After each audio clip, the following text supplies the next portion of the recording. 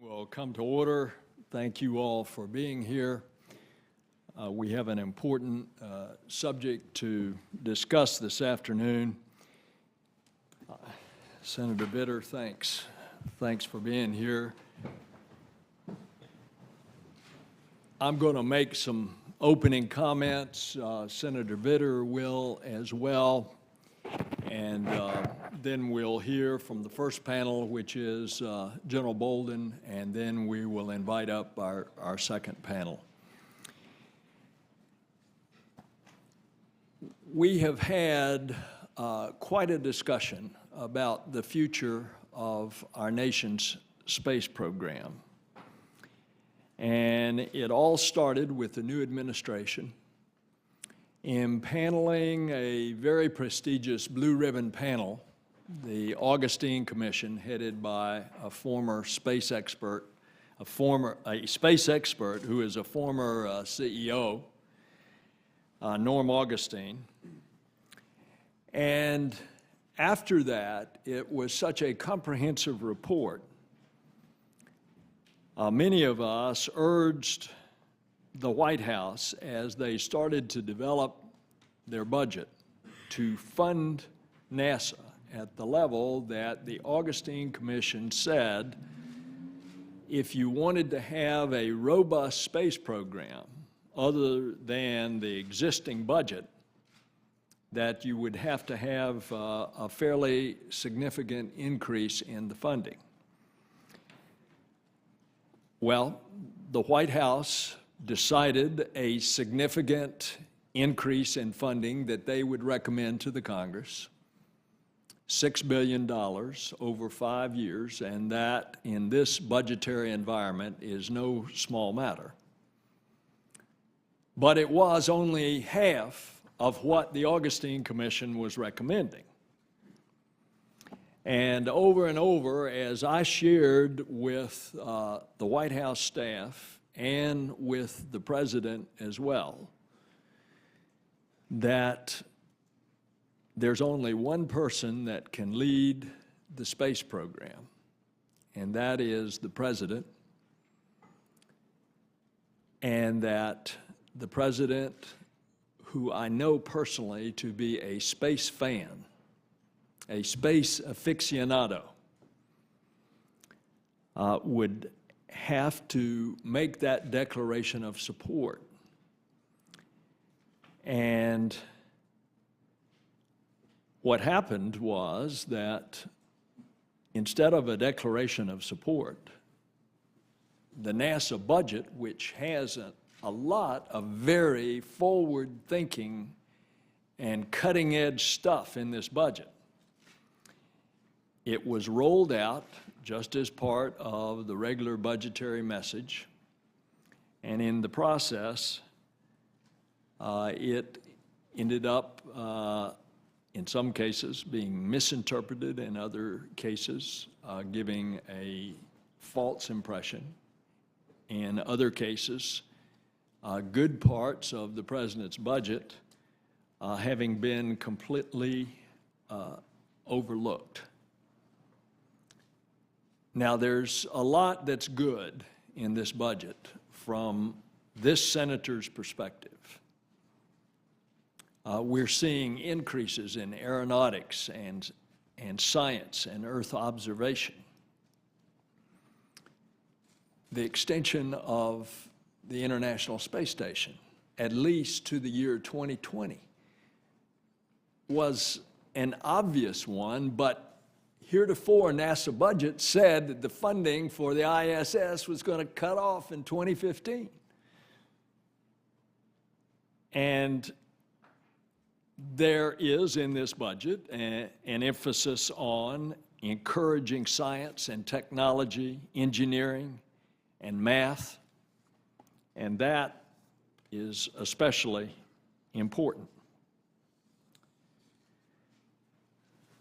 But here's the problem.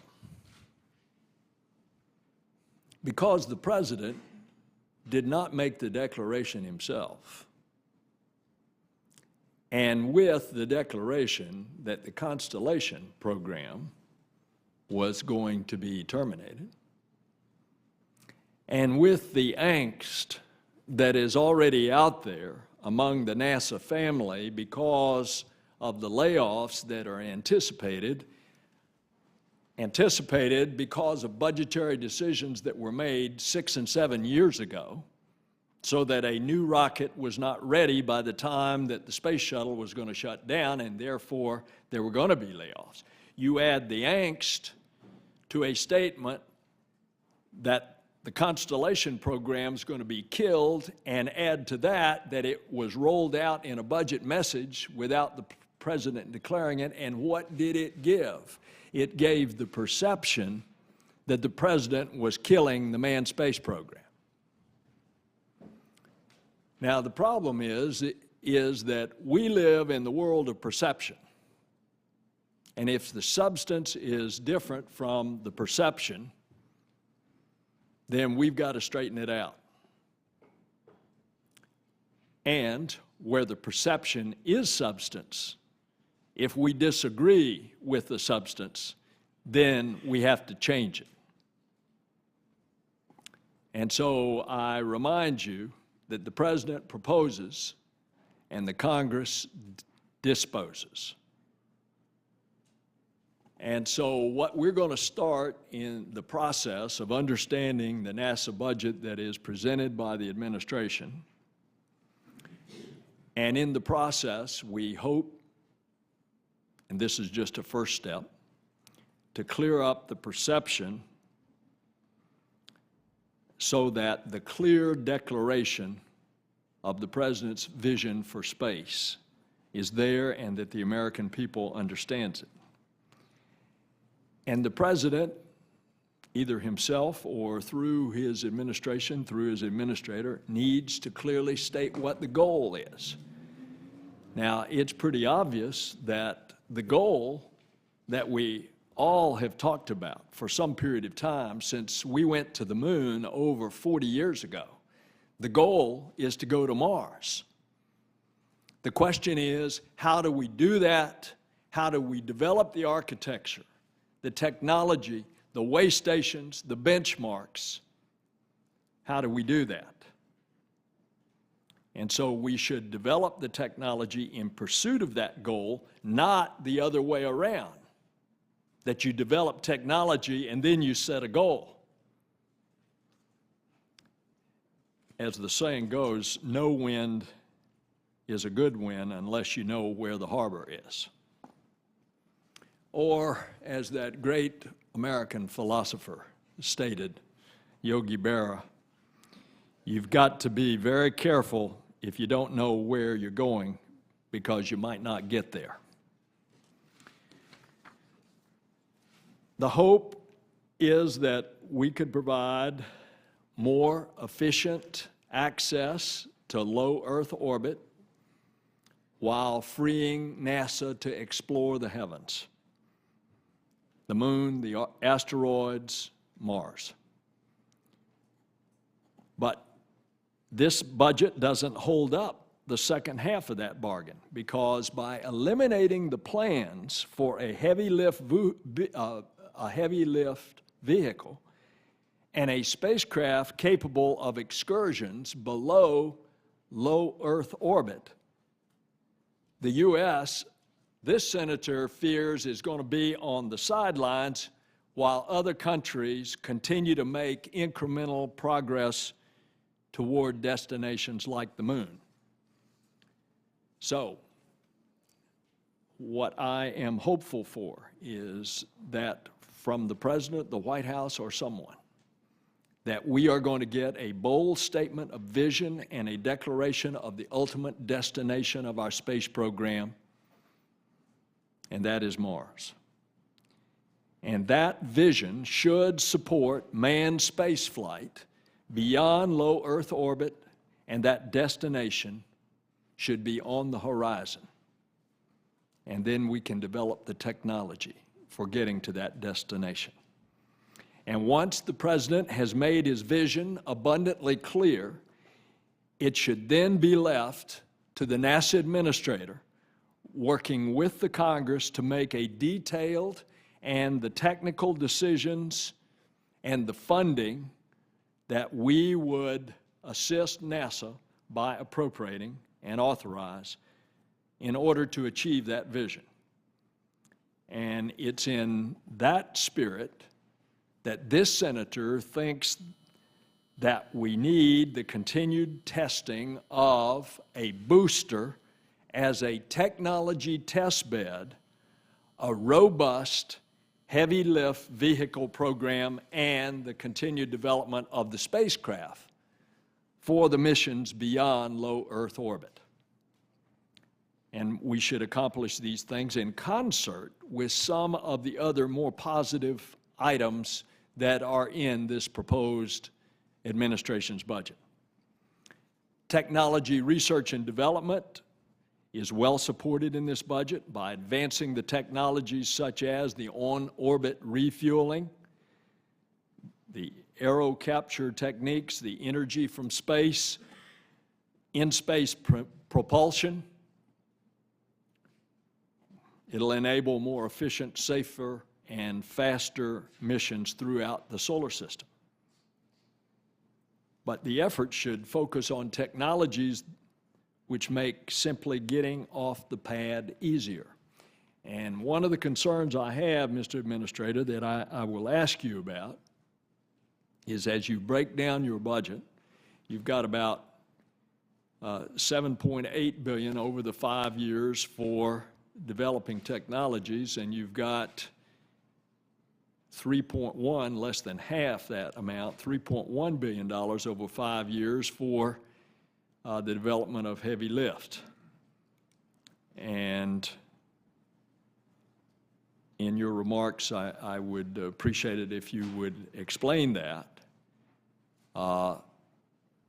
because we ought to be doing both at the same time, and we have to get lift to get up and do these technology developments like on-orbit refueling. If you recall the giant Saturn V rocket that carried the folks to the moon, it was powered by those massive F1 engines capable of producing over 1.5 million pounds of thrust. Well, we've not had an engine of its capability in nearly 4 decades. And it's time that we initiate a program to develop a new modern liquid hydrocarbon engine that can power future launch vehicles. And we're going to have testimony from someone who knows something about propulsion technology, Captain Gibson, in a few minutes. This effort will serve to mature technologies which will benefit not only our civil space program, but our national security space enterprise and the commercial sector as well. Now, on the commercial sector, I clearly support the vision of eventually passing to them the responsibility of going to and from LEO. But until that time, there are a bunch of us that have 3 concerns. First, we need to ensure that we're not putting all of the eggs in one basket, and we can avoid this by ensuring that we have multiple competitors from both established and entrepreneurial companies competing with not only new innovative designs, but with proven vehicles as well. And so that competition will ensure that as it moves forward, some of the inevitable problems arise, that we will have some solid winners. And my second concern is that the shift to commercial spaceflight cannot come at the expense of astronaut safety. I bring to this committee today the shared concerns of Senator Mikulski and Senator Shelby, our 2 counterparts on the Appropriations Subcommittee, particularly with regard to safety. And the 3 of us have talked about this. And so as these companies compete, they should expect to be held to the standards equal to those of existing government programs for human safety. And I also urge NASA to do its part by providing the commercial sector with the human rating standards to which the commercial sector must adhere, and to give them those standards as soon as possible. And thirdly, we simply must do right by the men and women who have made this space program great. We're entering a period of transition. There's a great deal of angst out there. We're at risk of losing skills and the corporate knowledge of those workers, and that knowledge having been acquired over 5 decades. And if the entrepreneurial endeavors are to receive billions of dollars in the years ahead, I encourage them to remember the responsibility that comes with that funding when they're making workforce decisions. And so, Mr. Commercial Operators, I'm putting you on notice that as you start to ramp up, you've got to look at this incredible, talented workforce that may be out of a job. This is a time of great change and challenge for our existing workforce, and the commercial sector ought to be aware of this. Now, it is clear that this budget carries forward the decision to retire the shuttle fleet by the end of this year, a decision that was made in the previous administration. A significant upheaval in this workforce related to the shuttle retirement is going to occur. But the massive loss of jobs is now exacerbated by the perception of the cancellation of Constellation and all the programs under it. And so by continuing with certain R&D elements, such as testing of a test vehicle, of R&D for heavy lift, and the development of vehicles for deep space travel, we can put the workforce to greater use during this time of transition. And so today's hearing is going to allow us to start a critical examination of this budget request and to formulating an appropriate congressional response. Again, I can tell you that I have never seen the appropriators and the authorizers unified as we are. And with that, let me stop and let me turn to my ranking member, Senator Vitter. Thank you very much, Mr. Chairman, and thanks to all our witnesses, starting with Administrator Bolden. I'm just sorry, quite frankly, in terms of this hearing, that we're not going to hear from who I suspect are the true lead architects of this very radical budget proposal, including the Deputy Administrator, Garver. And I'd ask, Mr. Chairman, that we continue this discussion and specifically hear from her and/or others who claim true original authorship of this, so we can question them directly. And let me say, as a side note, there's been wide speculation that at some point in this administration, the Deputy Administrator would be up for Administrator's leadership position. And I can tell you, based on this budget, I will be a strong and fierce and active opponent of that, should that be proposed. You can tell I'm a little bit concerned about this budget, so let me explain why by focusing on 5 points. First, I absolutely believe that this budget and the vision it represents would end our human spaceflight program as we know it and would surrender, at least for our lifetime, perhaps forever, our world leadership in the area. And in so doing, I believe we would lose all of the enormous benefits of the technological advances that go along with all of that. Secondly, I believe it does this because it cancels all major existing human spaceflight programs, not only ending shuttle, but completely canceling its replacement, the Constellation program, and replaces all that with little more than a hope and a prayer that commercial providers will eventually pick up the slack. I don't think there's any realistic hope that that can be done on a reasonable timeline. I'd also point out that this radical vision, this radical departure from all previous NASA plans under any administration bears no relation to anything laid out clearly in the Augustine Commission report. So I'm not really sure why we went through that whole exercise. Third, I believe this budget, as the chairman very correctly noted, is a budget without a mission. You know, our greatest accomplishments in human spaceflight were gained because President Kennedy said, "We will land a man on the moon and return him safely to Earth by the end of this decade."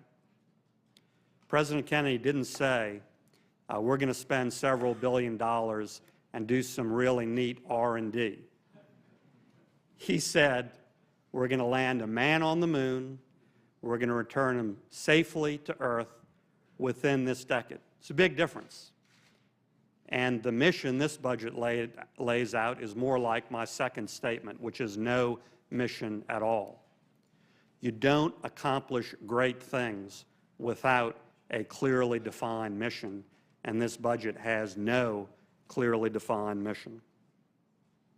Fourth, what does this do to the gap, the employment gap that we've all said we're very concerned about, including you, Mr. Administrator? I'll tell you what it does to it.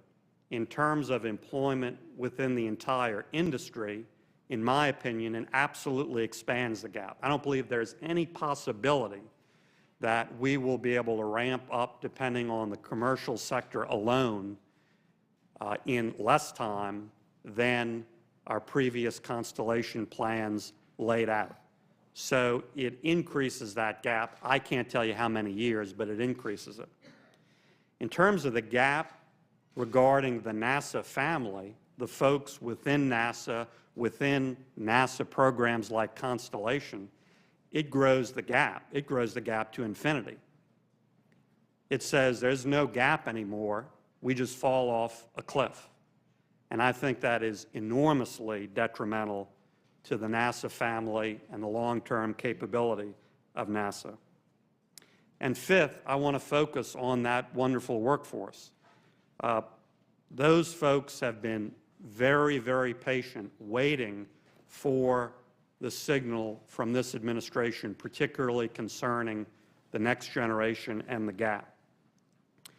Well, I'm afraid they just got it. And the message they have heard, not because of perception, but because of reality, the message they have heard loud and clear is what I just said. Their gap didn't just expand. Their gap just expanded to infinity if this budget were passed. And all I say to that is I certainly want to offer a completely different message. I will fight with every ounce of energy I have to defeat this budget or anything like it, to fundamentally change it. And I want to give the NASA family out there some hope of doing that. And I believe there is great bipartisan support for that effort, as Senator Nelson laid out, including folks on this committee and including folks on the Appropriations Subcommittee. So those are my comments. I look forward to our discussion. Well, we're going to have a chance, Senator Vitter, to perfect this budget, and that's what this process is all about. General Bolden, you may have bit off a little more than you wanted to chew with these opening comments. Let me just say that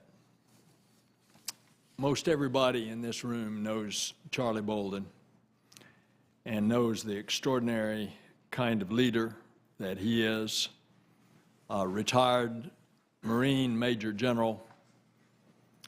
I've had him describe to me during his, and I shared this during the confirmation hearing, that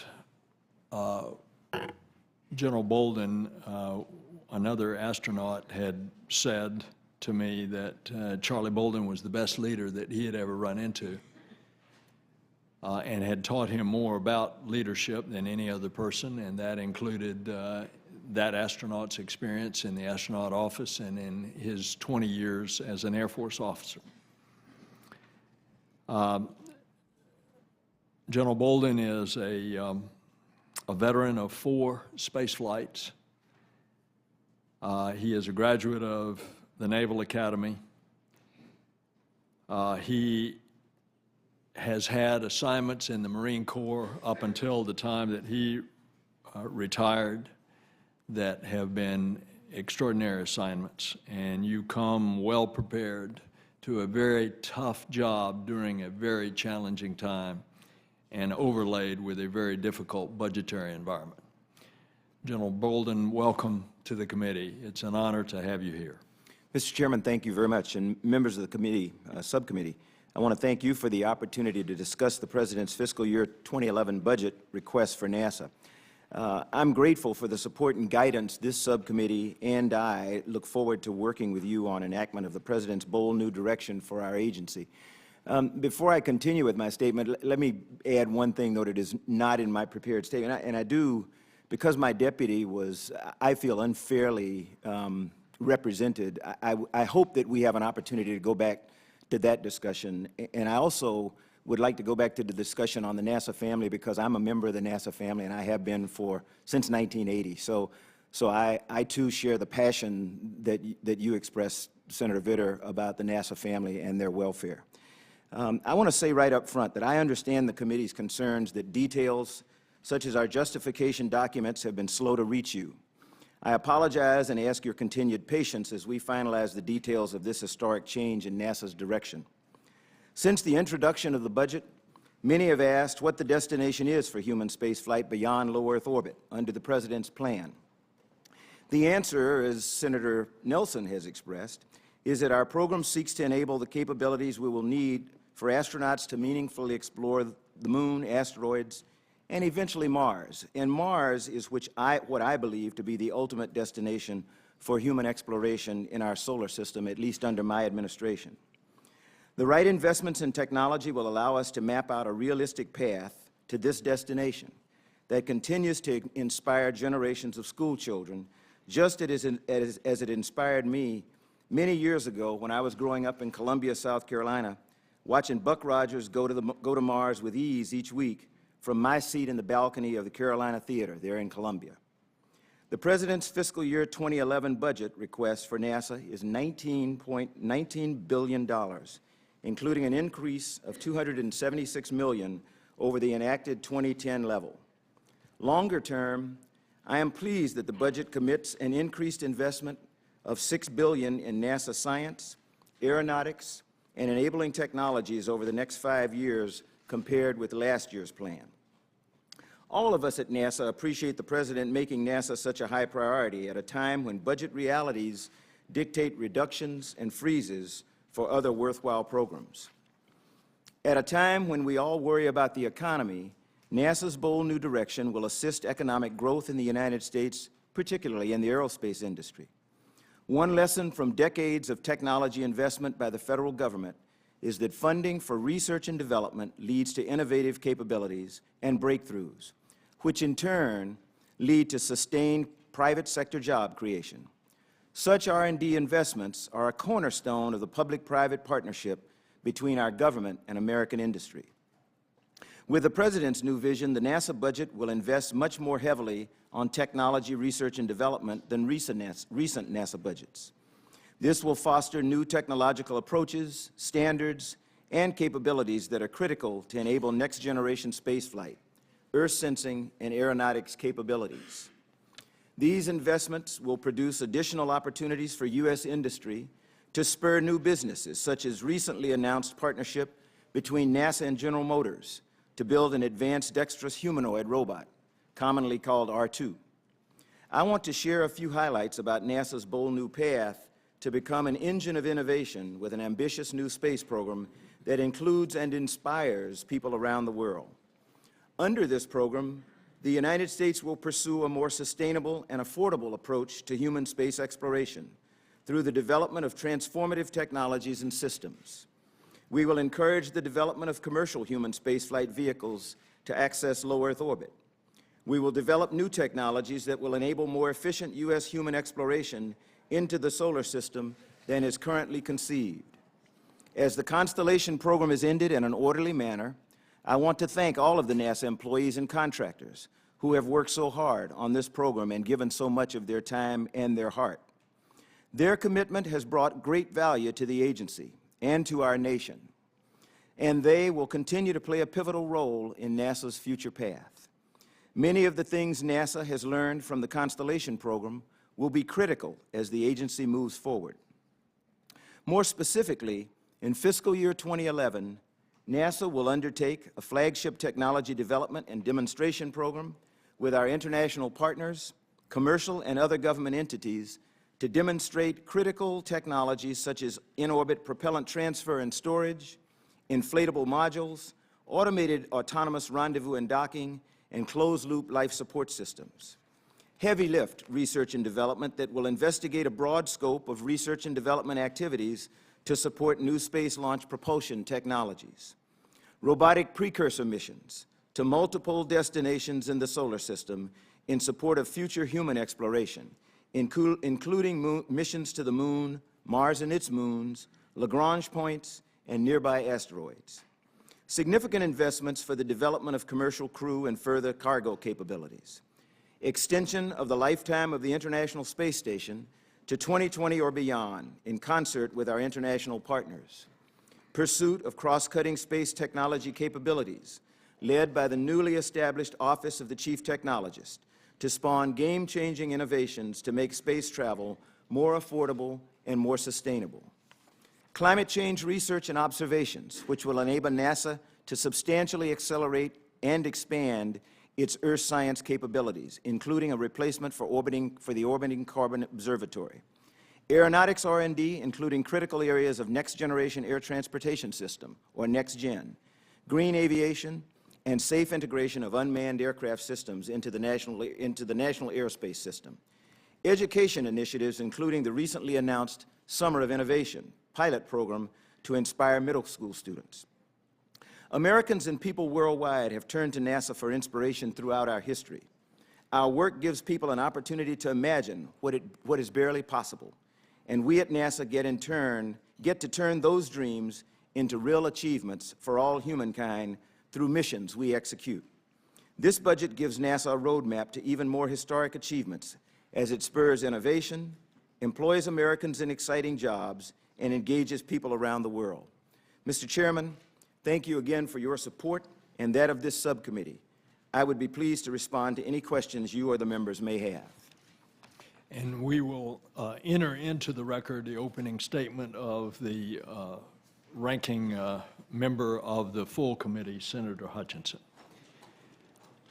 General Bolden, you've just made some news because you have stated that the destination is Mars. That's the goal.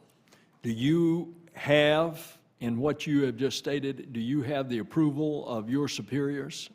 Sir, the words I used have been through every wicket I can think of, so I assume that means I have approval to say that. All the way up through the wickets of the White House as well? All the way up through the wickets of the White House as well. And I would comment, Senator, that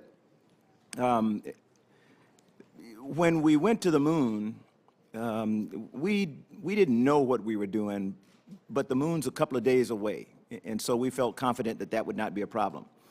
When we take on Mars, it's radically different, and it offers radically different challenges. So I cannot give you, unfortunately, whereas President Kennedy said he wanted us to go to the moon and safely return humans in this decade, I wish that I could ask President Obama to do that. He could issue that challenge, but I can't tell him we can do that.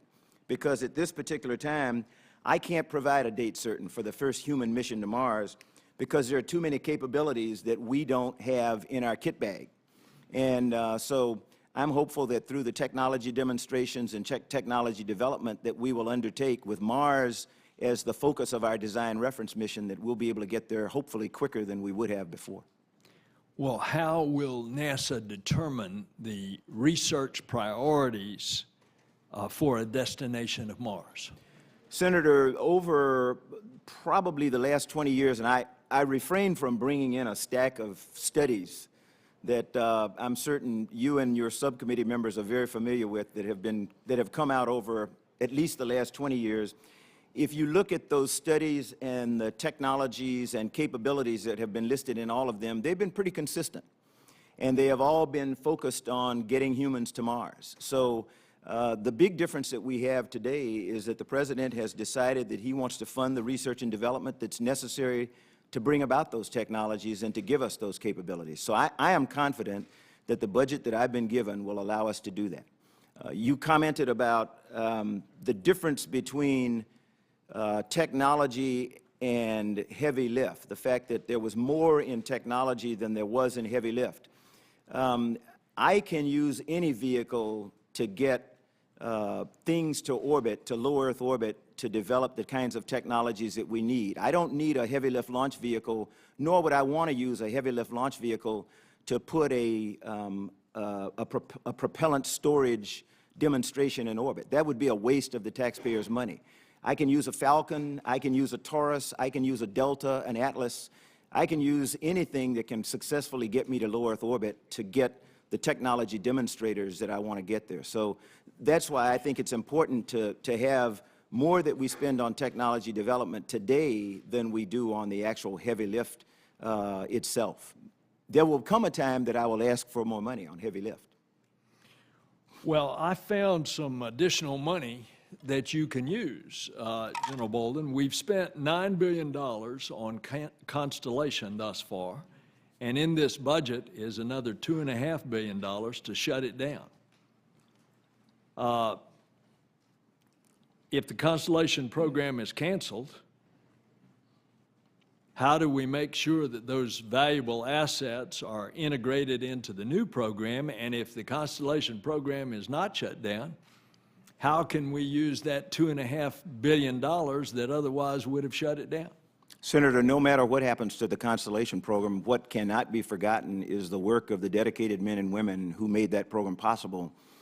And already, although I have asked that we take a really hard look inside, deep into the Constellation program to determine what technologies and capabilities may be there that we want to retain, I can give you examples of things that have already come out of the Constellation program that are going to transfer directly to commercial space. We had a thermal protection system study that was done under the Constellation Technology Development Program. The SpaceX Corporation that is going to fly the Falcon 9 saw that technology and has adopted it, and so they will actually use the thermal protection system or a hybrid of it on their vehicle. That came out of the Constellation program.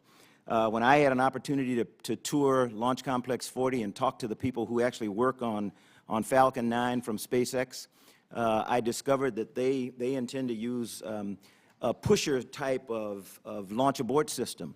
I asked them if they had any information or had an opportunity to discuss MLAS, the Max Launch Abort System that our folks at NASA had developed and tested, successfully tested out of Langley at the Wallops Flight Center. They told me they did not know about it. So I encouraged them to go talk to the people at Langley, because that is a technology, that is a capability that was developed out of the Constellation program that might be directly applicable to them. So it was $9 billion, if that's the right figure, that has been very well invested, and it has already brought great returns to the American public as well as to industry. And part of those returns, as you ultimately want to develop a heavy lift vehicle, are the testing that's ongoing on existing rocket.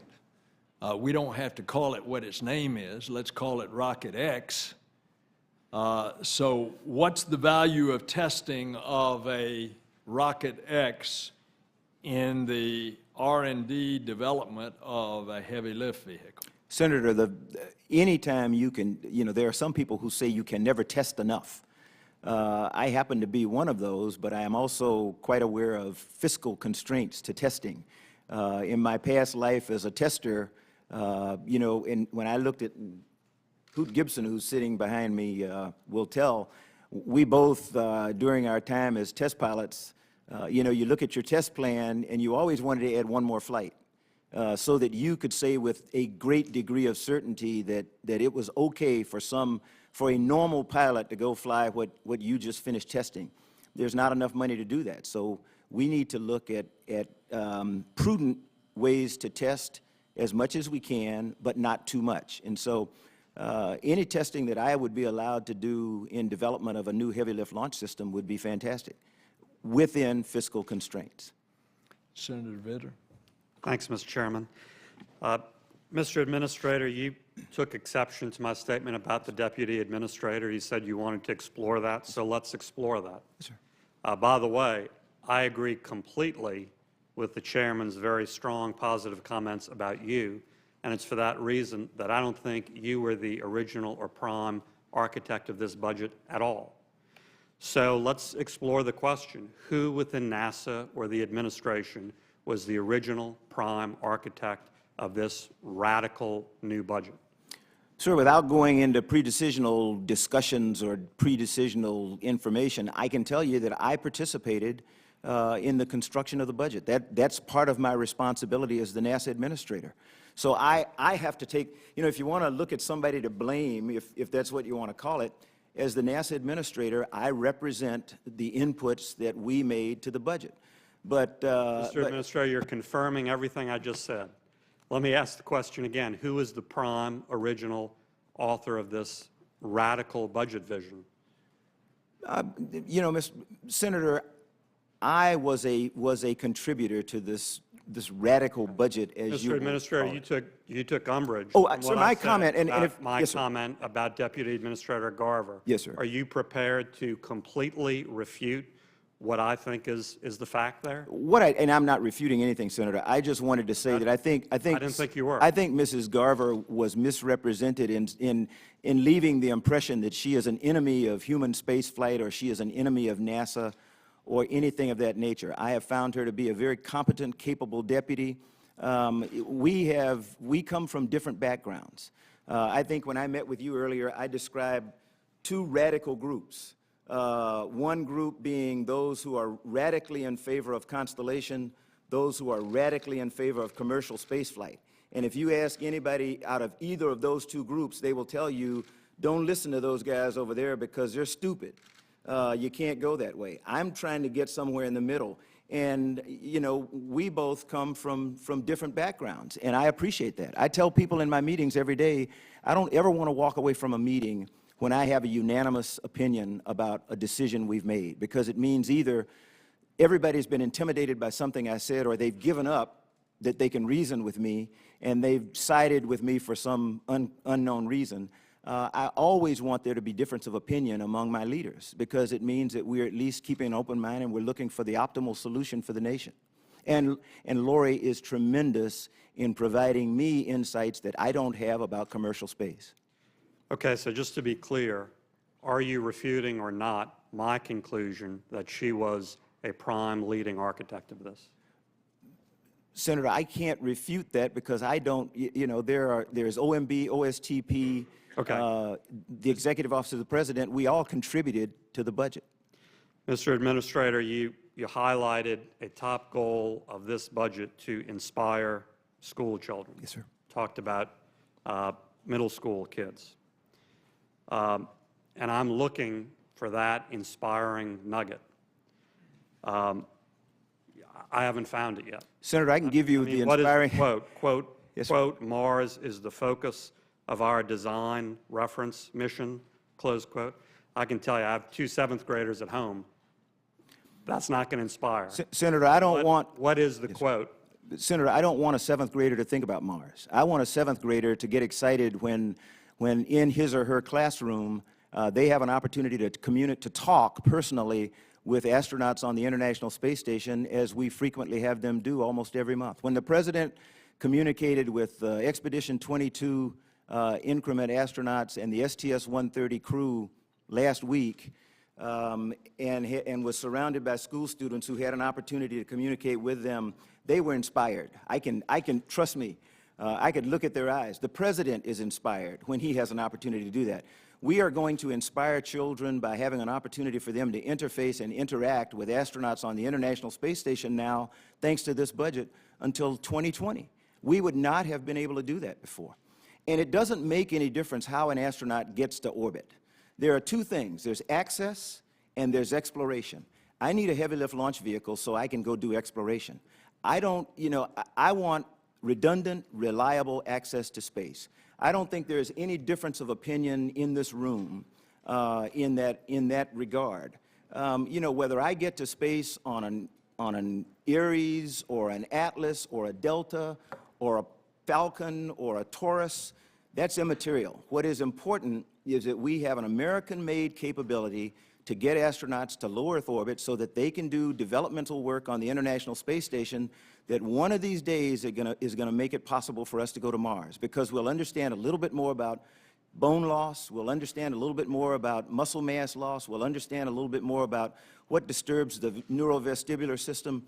That's what I need. And it doesn't matter, no one will know how an astronaut got to the International Space Station 10 years from now. They won't know what vehicle they went on, nor will they care. Well, Mr. Administrator, I think we just have a disagreement here. You said you don't want 7th graders to think about Mars. I absolutely want 7th graders to think about Mars, because that is the sort of thing that will inspire them. And the shuttle, the International Space Station, those are great things, and those people and those astronauts are heroes. Don't get me wrong. Yes, sir. But to my 7th graders, that is, to use their language, so last week. That is not going to inspire them. That is not going to inspire them. Senator, with all due respect, I think you underestimate your kids. When I talk to school kids and they tell me they want to be an astronaut, what do I need to do to be an astronaut?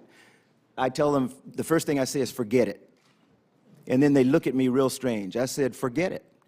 Because unless you study and work and get a technical background, a technical undergraduate degree, you have no hope of becoming an astronaut.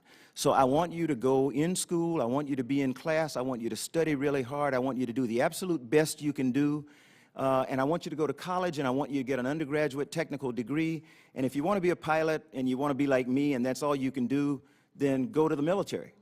If you want to be a scientist or an engineer or somebody who's going to do the hard stuff in space, get a PhD or a master's, and then think about being an astronaut. So I think your kids understand that, and as long as I can keep them interested in staying in school and learning a lot of science and math, they're going to go to Mars. They're going to enable us to go to Mars. Well, I'll be honest with you. I'm afraid they're going to look at the messages of this budget, and if they want to be an astronaut, they're going to conclude, forget it. Sir. That's my concern. Yes, sir. Mr. Administrator, what relation does this very dramatic change of vision have with anything laid out in the Augustine Commission? I mean, point us to a page of the Augustine Commission report that really suggests anything like this.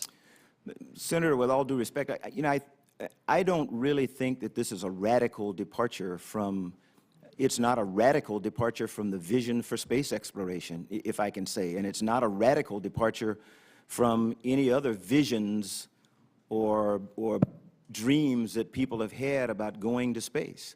What is different is it funds what is necessary to realize that vision. Somebody once told me a vision without resources is a hallucination. If you look at where we were prior to the 2011 budget, we were living a hallucination. We had a great, I won't use the term great, we had a vision for getting back to the moon, getting to Mars and other places in our solar system, but we did not have the funding to do it. We didn't have the assets to do it. We now have the assets to make an orderly progression to getting humans to a place like Mars, and I'm confident that we can do that. Again, I just disagree. I believe the consensus opinion reaction to this budget is that it is a radical departure. And if vision without resources is a hallucination, resources without vision is a waste of time and money. And that's what I think this budget represents. Mr. Administrator, final question. You said you're a member of the NASA family, and you are, and I absolutely know that you want all the best for those folks and feel for them and are supportive of them. But this budget, canceling every major internal human spaceflight program in sight, most obviously Constellation, extends their gap, as I said, to infinity. So what do you tell those people in the NASA family?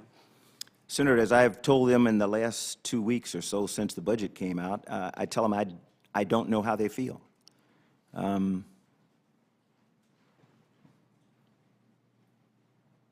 My kids are 38 and 33, and they're out of school. So I don't know what a young engineer with a 15-year-old kid feels like right now. I know they're hurting. And if they happen to be a civil servant, I can tell them that they're going to be okay because they're going to have a job. But then, as a young lady told me at Johnson Space Center, I don't want a job.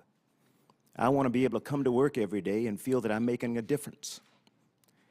And so I can tell them, as I have, that I'm going to do everything in my power to try to make sure that we develop some programs that are going to help us get to where we all want to go as soon as possible. I don't think we would have ever gotten there with the Constellation program set up and funded the way it was. I don't think anyone said Constellation was a bad program. I haven't read that anywhere. But I think that we can develop capabilities that will potentially allow us to get back to the moon, and because we are going to go back to the moon, and will enable us to get to Mars much quicker than we would have under the quote-unquote program of record. The program of record would have ended the space station in 2015. And if we had developed Ares, Ares would have had nowhere to go because the space station would have been defunct. The President has given us authorization to go and talk to our international partners and get their concurrence in extending the International Space Station to 2020. That at least gives us hope that we will have some place for our researchers to go for another 5 years to help us try as hard as we can to fill the gap on some of these capabilities that keep us from being able to go to Mars right now. If you gave me an infinite pot of money, I could not get a human to Mars within the next 10 years because there are just some things that we don't know. We don't understand the radiation environment. We don't understand fully what happens to the human body in transiting for 8 months. What I would like to do is develop an in-space technology that allows us to go to Mars in days instead of months. And I am told by very good friends of mine, people that Senator Nelson has had an opportunity to live with for a while, who think that we can go to Mars in days, at least half the time that it would take us right now. But we've got to invest in that technology, and we're oh so close, but we're just not there yet. So there are things that we have to do, and there are technologies that we have to develop if we want to be able to realize any of these dreams. And that, that's not a radical departure from anything. It's just a departure from the way that we were trying to get there. And the way we were trying to get there, I'm just not confident was gonna get us there anytime soon, if ever, in today's fiscal environment.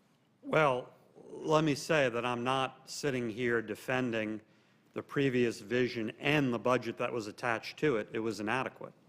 But I believe this new budget is a big step backward. Sir. Because of the fundamental problems I've tried to underscore. Yes, sir. Thank you. Sir. Senator Vitter, you and I had a private conversation over this issue of who developed the budget. And I shared with you my private concern, and since you've shared publicly your private concern, I'll just share mine. I don't think it's any different than the George Bush administration. I think OMB is running the space program because it designs the budget. And this is where I think that the president has to step out and take control and exert and offer the leadership on the goal that has now been articulated by the administrator of NASA, of which he had White House approval to say today, which is Mars. If you leave it to OMB, if we get there, it's going to be a long time coming. But if you have a presidential decision that that's what we're going to do, and then he turns to his Marine general and says, General Bolden, make it happen, then things can start popping. And that's where I think the genesis of this budget is. Well, I certainly hope that we have a change in a new direction as you're working toward. So I certainly hope that. I guess I don't think it's primarily from OMB because this budget has some significant amount of new money. So if the goal is just to stay status quo in money or cut money, they could have done that a lot more dramatically. There is some significant new money here, but it's accompanied by a dramatic, radical, in my opinion, change of vision and approach, which I don't think suggests OMB simply counting beans. But that's my honest reaction. But I certainly hope we get the change and the new direction you're describing.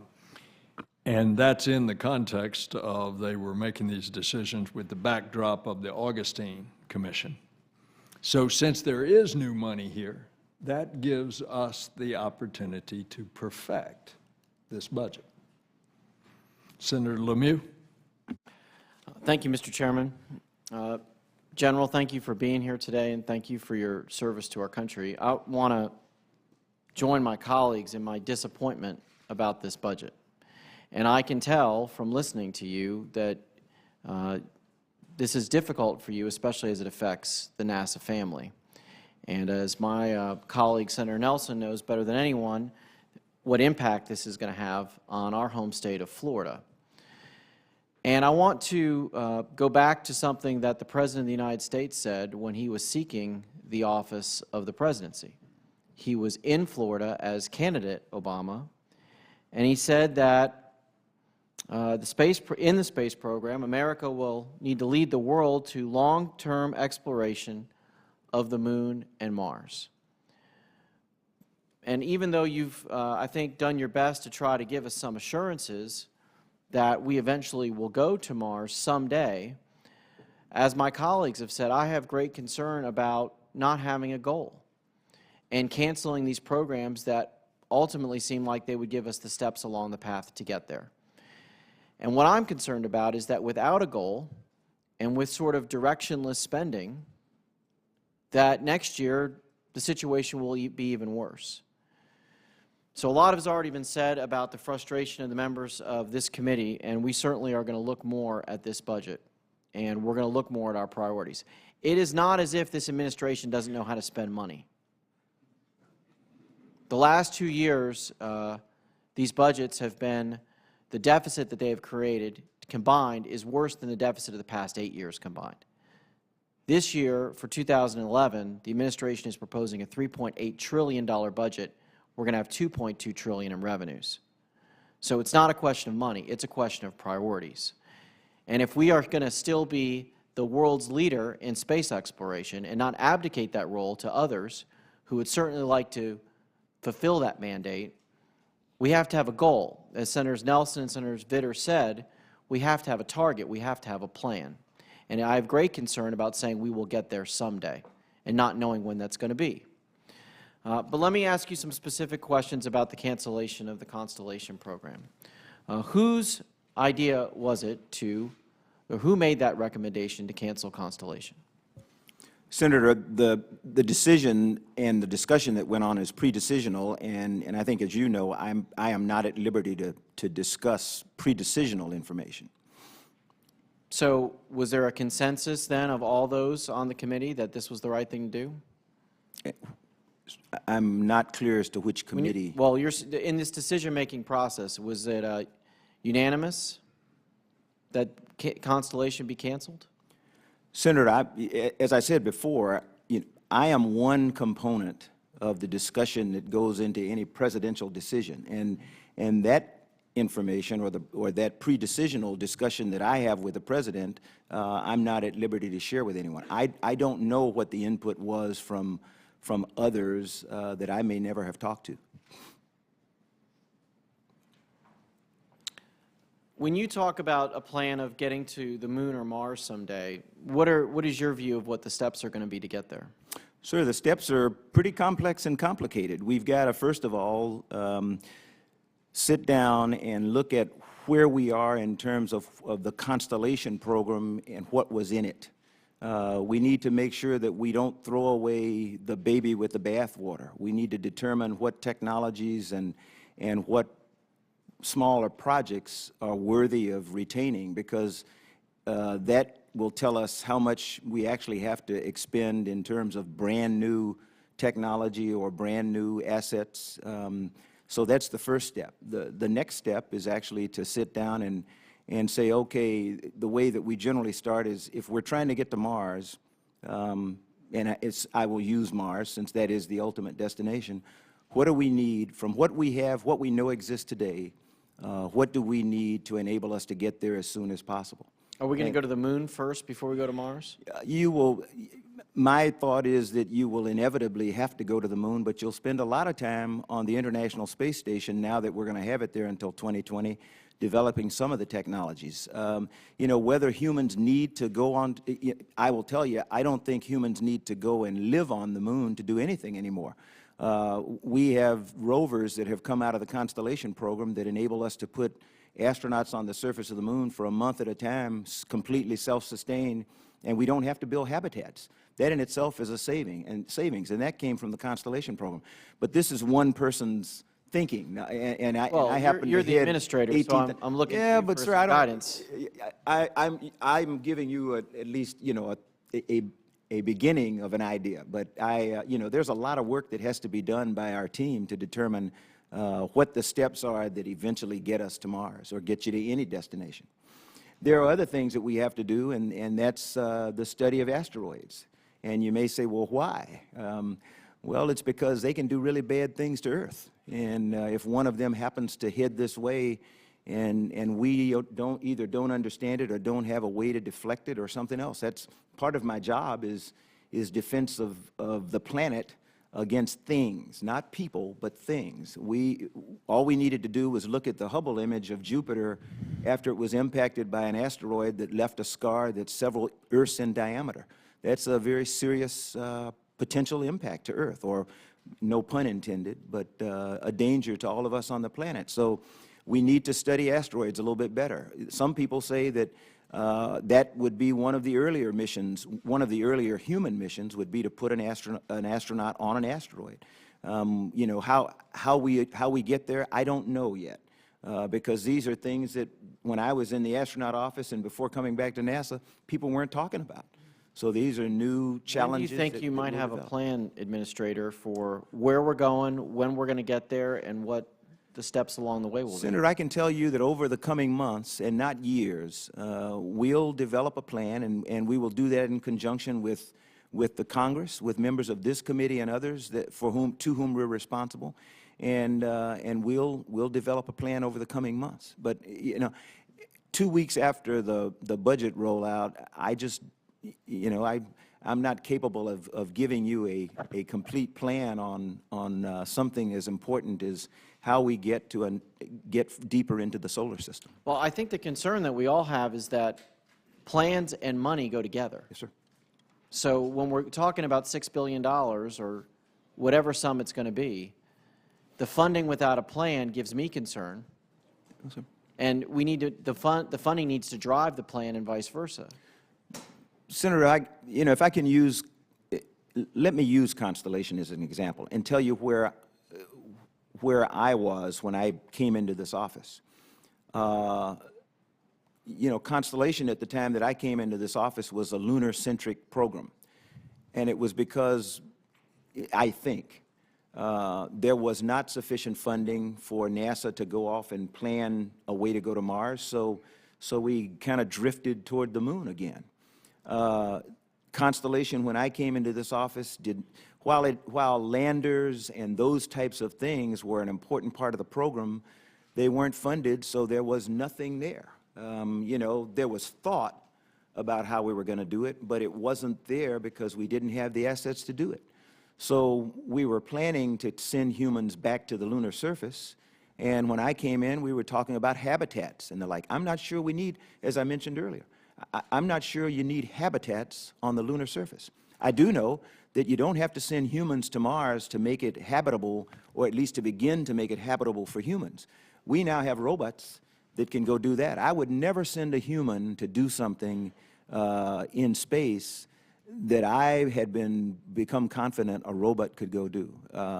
I served on the National Academy board to study saving Hubble back in 2004 when one of my predecessors canceled the last servicing mission to the Hubble Space Telescope.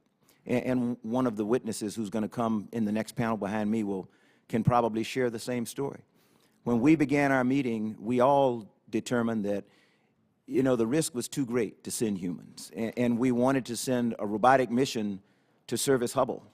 We talked to every expert we could find in this country and in some other countries, and we were told, we'd love to help you, but the technology's just not there yet. And we finally convinced ourselves that the right thing to do was a human servicing mission, which we did incredibly well at the end of last year with STS-125. If we were to ask a panel today if they could do a robotic servicing mission to Hubble, they would tell you, yes, we can. I can take you to the Johnson Space Center today and introduce you to R2. That's a dexterous robot that, you know, can do things with its fingers that I can do with mine. That in our work with General Motors can now take a waterproof panel and put it on an automobile door and seal that panel in place using the same motions that we saw astronauts on 125 do, putting the thermal shields on the outside of the telescope. We couldn't do that in 2004 when that panel met and made the determination that it was worth risking humans. We're not there anymore. You know, technology develops out of need. As all of you have said, we do have to know where we're going. We want to go to Mars. We can't get there right now because we don't have the technology to do it. We're sort of in the same conundrum that I and my panel members were with Hubble. Respectfully, though, when President Kennedy challenged us to go to the moon, we didn't have the technology in that year to go to the moon. When we decided that we needed to build an atomic bomb, we didn't have the technology when we made that decision, but we pushed forward because we had a goal. And if we don't have a goal to go there by a specific time, it seems to me that the drive, both funding and purposefully, will be lacking. So I think that's the concern that the folks have here on this committee and others. And let me ask you one more question, if I may, Mr. Chairman, about, you talked about getting to the space station. How are we going to get there? So we're going to get there for the next 3 years on Soyuz, the same way we did after the Columbia accident. That was the only way we had to get to the space station following the unfortunate loss of Columbia and 7 crew members. We used Soyuz. We used our partners, the Russians. They have been reliable partners with us now for a number of years. We understand their system. We send astronauts there to train who are able to fly their system. When we are going to make commercial... This is the Russian system, This right? is the Russian system. And that we are stuck where we are because we don't have an alternative American-made system. It is my hope that by 2015, 2016, we will have successfully enabled American industry to produce launch vehicles that can provide us routine, reliable access to low Earth orbit. What about extending the shuttle for that period? Sir, that is something that I would not recommend to the President, and I could not honestly recommend to you. There is little value in trying to stretch the shuttle, you know, until we have the capability, a commercial capability to get to low Earth orbit.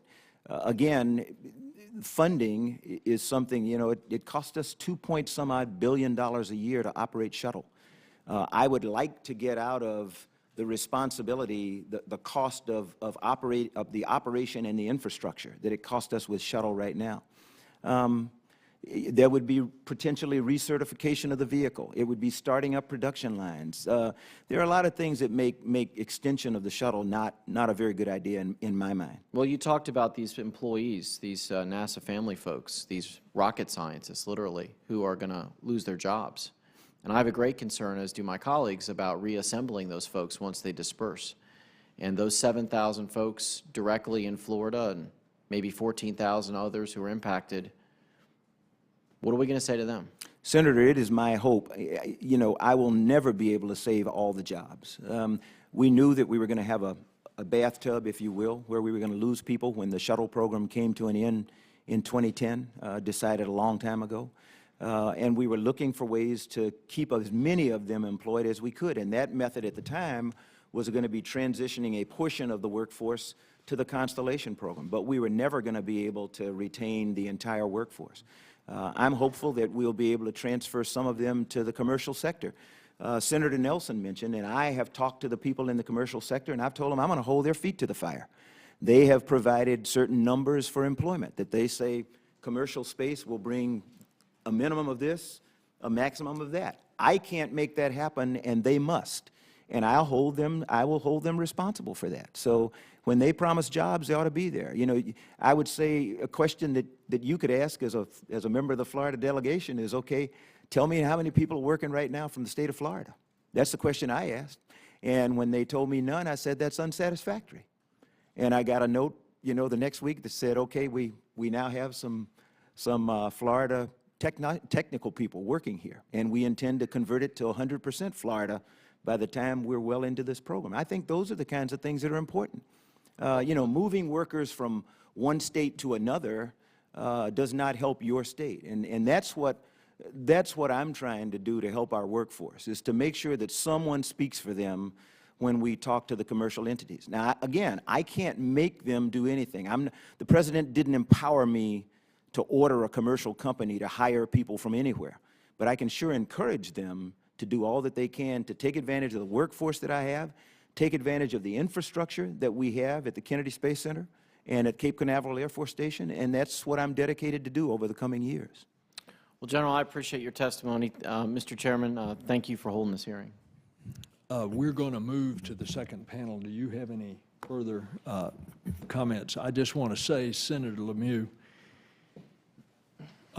one of the things that we pride ourselves on this panel, and I think it's applicable of the similar panel in the House of Representatives, is that we run this space is a nonpartisan issue, and we always do this committee in a bipartisan way. And as we analyze all of these things that are going on, as you can hear by the comments of the three of us, there have been sharp differences that we have with the administration's budget. But we've got to put it in the proper context also of the circumstance that this administration came into, in which NASA had been starved for the last half dozen years of money, and it didn't have a rocket ready to go when the space shuttle was being shut down. So that there was this hiatus of a number of years that we were not going to have an American vehicle. So we've aired our differences and our grievances with what has been proposed by the President. And I want this committee to be very active, along with our colleagues on the Appropriations Committee, as, to use a nice word, as we perfect this budget. Because there is a great deal at stake here.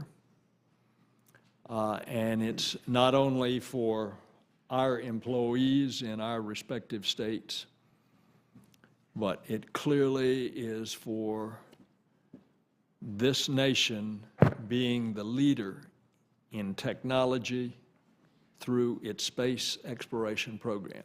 And we've got to make it sure that it's right. So with that, General Bolden, thank you very much for coming and being with us, and may I invite the second panel to please come up. Senator, thank you and your colleagues very much for allowing us to come before you today, and I really do look forward to continuing to work with you all. We'll get it right.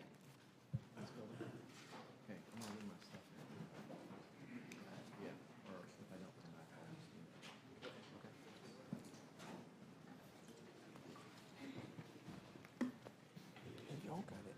You know anybody that's got any coffee cooking back there?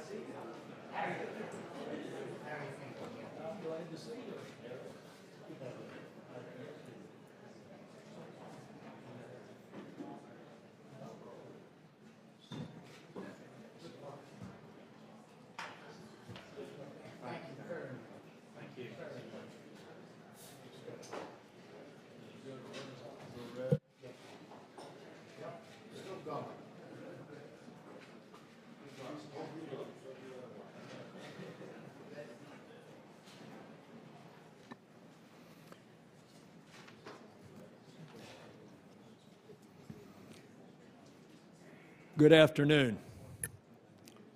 Could you all shut the door there?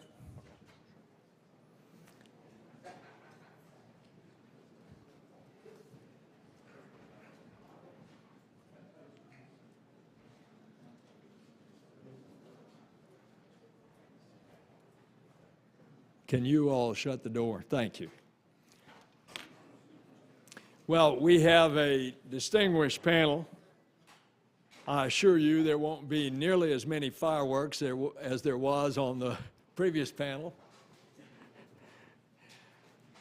But each of you brings to the table exceptional depth of experience, each in your own way.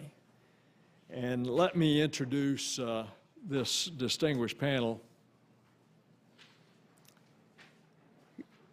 Captain Robert Gibson, United States Navy, retired, was known in the astronaut office as the best of the best. He's flown 5 times. He came by way of flying off of a carrier over Vietnam, went to Top Gun. He graduated first in the class in Top Gun. He was chosen for extraordinary missions and the first docking of an American spacecraft, the space shuttle, with the Russian space station Mir. And Captain Gibson, Hoot Gibson, was chosen to be the command of that flight. Miles O'Brien is a 30-year broadcast news veteran, and he was, by good fortune, because of his expertise, chosen to be the first journalist in space, and then by the misfortune of the Columbia disaster, never got to fly.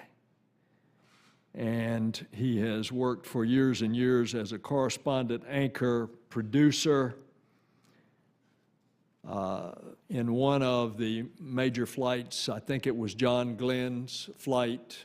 Miles co-anchored with Mr. Space, Walter Cronkite, on that historic achievement of a 77-year-old, the original space hero, of being able to go back into space at the age of 77. And maybe space does turn back time, because if you see John Glenn now, who is closing in on 88 years of age, he looks as good as many people in their 60s. And then we have Michael Snyder. And Mike has been in NASA for years and years. He started at the Kennedy Space Center. He's been in the Orbiter Element Division at the Johnson Space Center. He's been an engineer in all kinds of subsystems and orbiter propulsion and power systems. Mike has, in those propulsion and power systems, he has been one of the managers. And he is responsible for technical management of those systems. And we wanted somebody to testify today who has his on-the-line experience, which is so valuable for us to constantly remind ourselves that we hear not just from the guys at the top. We want to hear from the guys on the line as well. And then Tom Young brings the gray hair to the panel. And we need that, because here's one of the most accomplished people in America with regard to aerospace, defense, and space applications. He's a member of the National Academy of Engineering. He is the former director of the Goddard Space Center. He is the former president and chief operating officer at Martin Marietta. And he has been a member of several other aerospace boards of directors. So we couldn't have a better panel. And I'm going to go by alphabetical order, so we will start with Captain Hoot Gibson. Mr. Chairman, good afternoon. Thank you for inviting me to address this distinguished committee, and I'm going to say it's amazing how we have somewhat all focused on the same points. I was asked to talk about the administration's new proposal, and specifically a few items: the proposal to cancel the Constellation program, the reliance on commercial spacecraft for low Earth orbit, testing of Rocket X in support of a heavy lift vehicle, and astronaut safety issues. And I'm going to speak from the perspective of a longtime member of that NASA family, and indeed I feel somewhat that I still am, somewhat like a Marine, always a Marine. And notwithstanding the comments that we heard today, the administration's proposal opens more questions than it answers. What is the vision? Where are we going? And this abrupt change in NASA's exploration approach has no clear path, no destination, no milestones, no program focus, hence none of the technology pull that is so important to real innovation. With no specific program, it becomes too easy in the future to cancel something called technology development as simply unfocused and unaffordable. And this could take NASA down a path that would completely end its human spaceflight endeavor. NASA must maintain global leadership in human spaceflight. With the International Space Station in low Earth orbit now, NASA has established a frontier in space. To maintain the global leadership and core competencies in human spaceflight, NASA must now focus on establishing the new frontier beyond low Earth orbit. The Augustine panel had several things to say about that. This is a quote: "There is now a strong consensus in the United States that the next step in human spaceflight is to travel beyond low Earth orbit." Another quote: "The committee concluded that the ultimate goal of human exploration is to chart a path for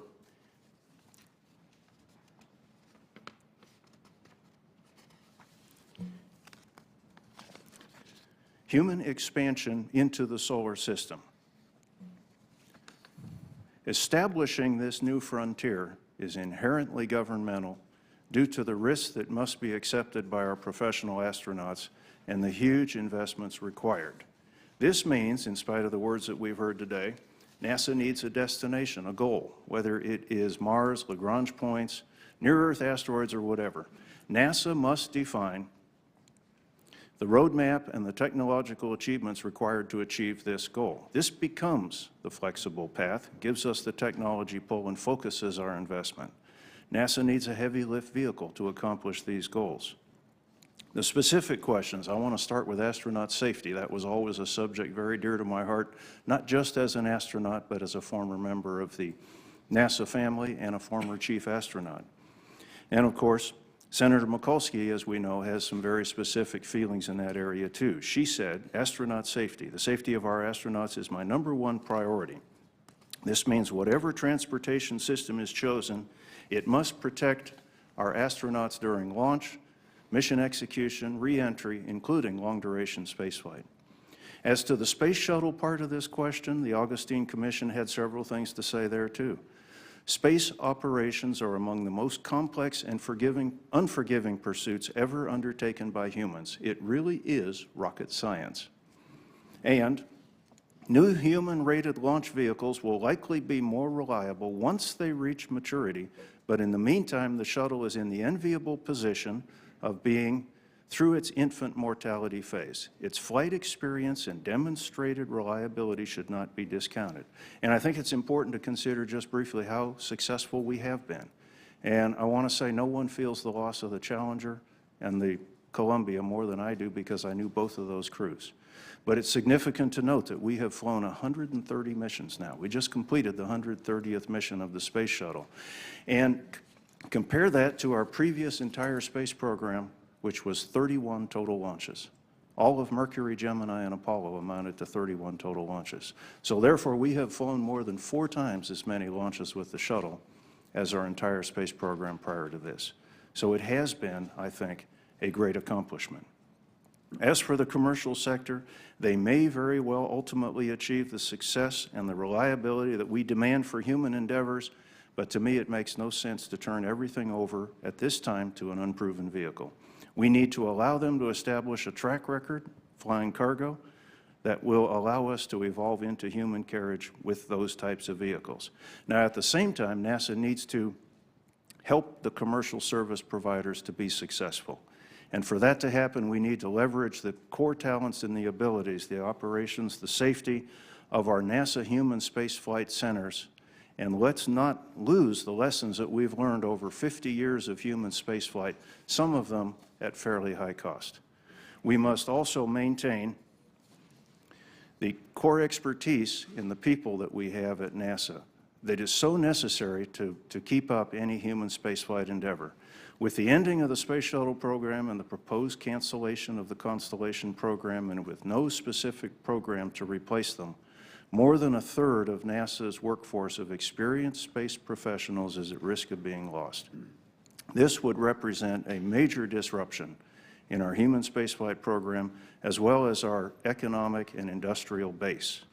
We must make sure that we maintain that. And Senator Mikulski also touched on that when she said workforce transition, the retirement of the Space Shuttle should proceed as planned in 2011 after ISS assembly is complete.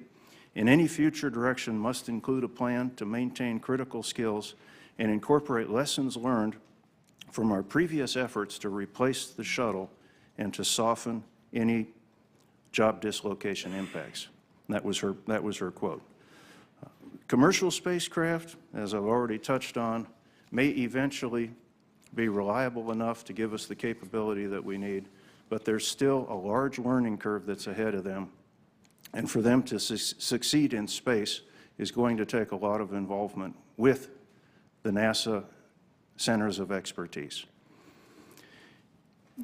There is a quote that the Augustine Committee had to say as well about that, and it is, if we craft the space architecture to provide opportunities to this industry, there is the potential, not without risk, that the cost to the government would be reduced. And it's this very risk inherent in this approach that demands that NASA remain vitally involved. We also need a backup to the Russian Soyuz for transporting our astronauts to the ISS.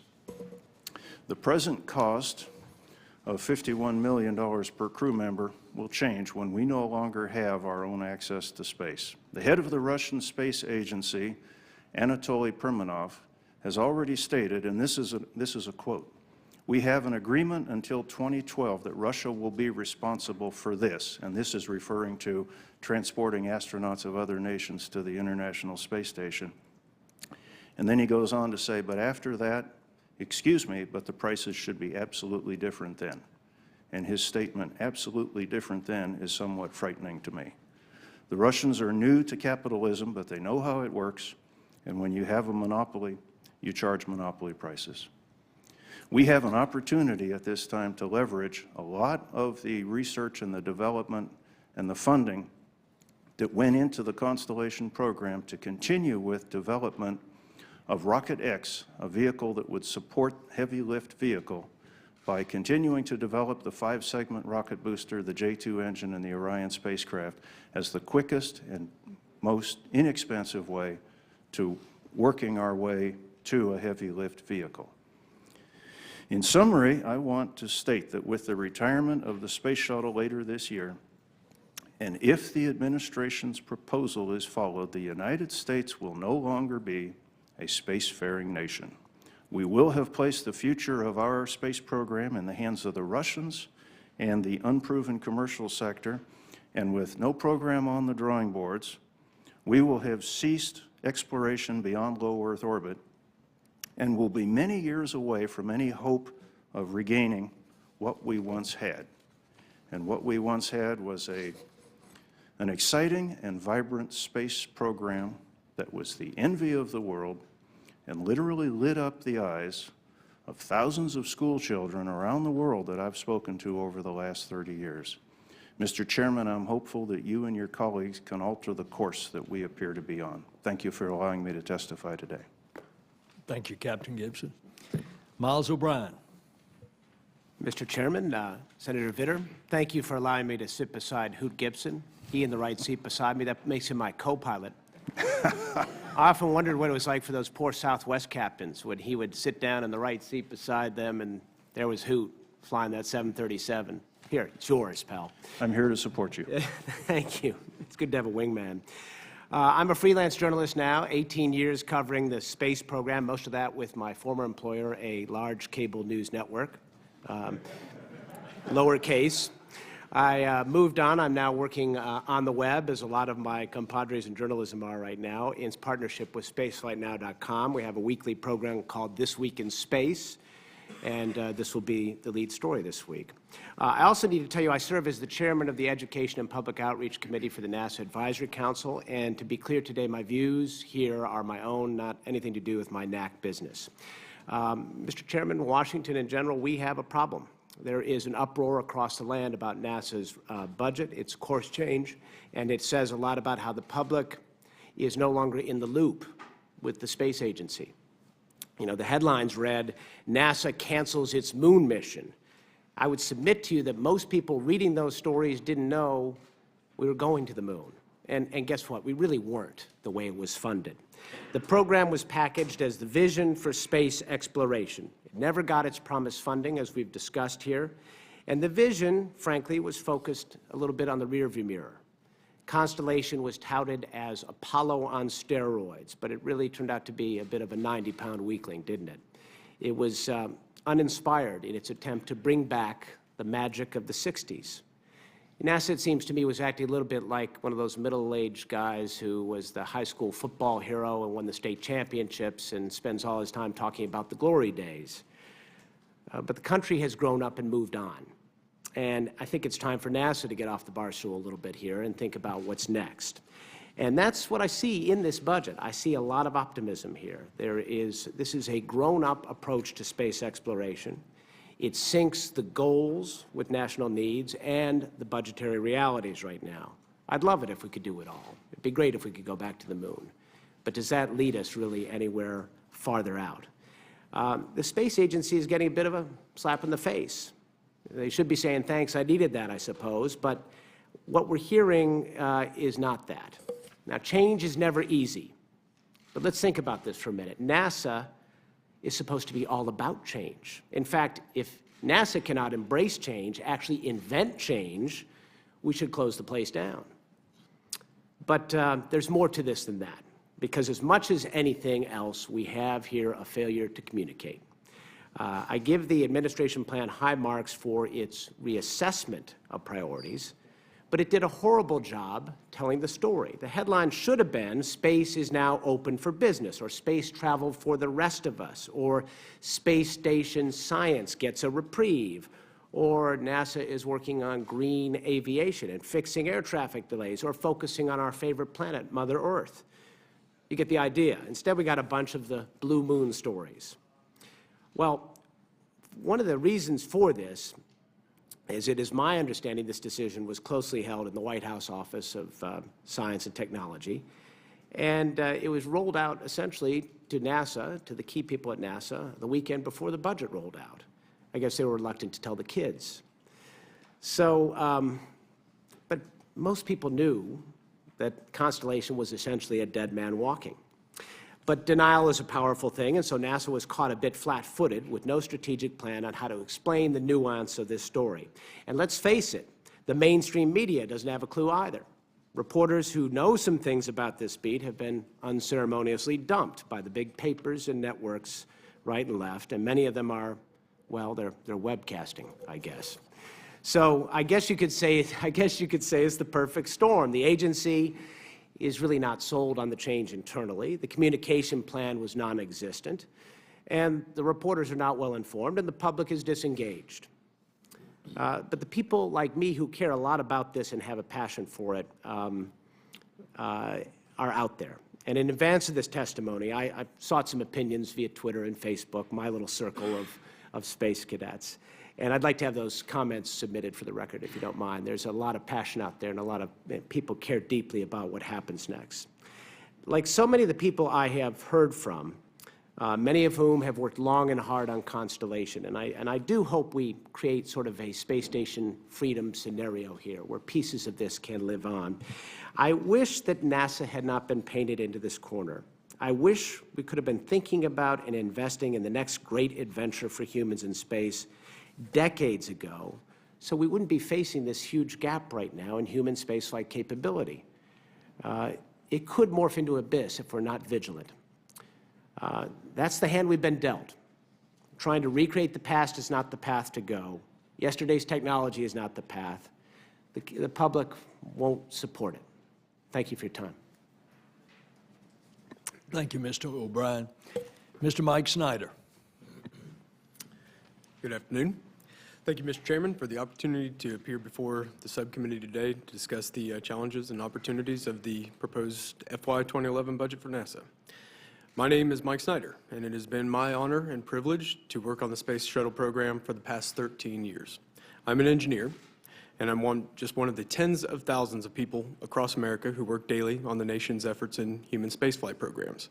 The views you hear today are my own, but I can assure you that they are representative and shared by many in the aerospace workforce at large. The space program is often referred to as a national asset, an asset that has, does, and hopefully will continue to set the United States of America apart from all other nations. By extension, that same reference could and should be applied to the men and women that make it all happen.